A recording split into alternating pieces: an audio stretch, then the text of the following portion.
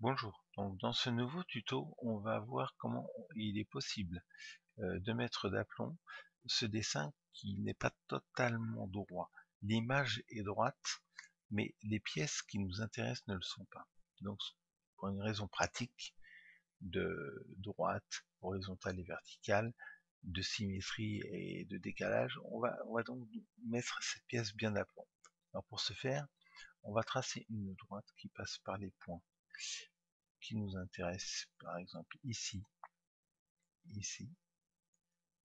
voilà. Donc là on a tracé une horizontale, qui ne l'est pas tout à fait, mais c'est une horizontale. On va maintenant tracer une verticale, qui ne sera pas elle non plus verticale, mais qui nous permettra de situer le dessin dans l'espace, voilà. Donc là on a tracé nos deux droites, une horizontale et une verticale.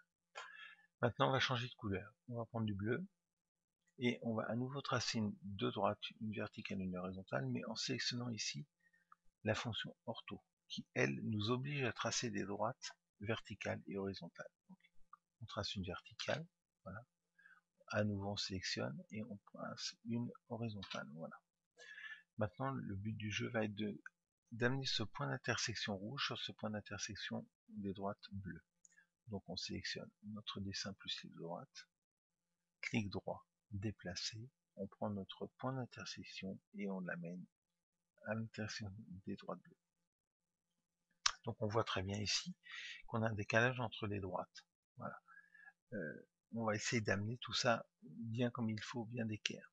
Donc pour ce faire, on va prendre notre dessin, plus la verticale rouge et l'horizontale rouge, et on va sélectionner l'option rotation après un clic droit. Voilà. Rotation donc. Spécifier le point de pivotement. Dans la boîte de dialogue, le point de pivotement, c'est donc l'intersection des droites. Il est là. On a cliqué dessus. Maintenant, on va sélectionner le R. Taper au clavier le R pour la référence. Et la référence, l'angle de référence, c'est le point d'intersection.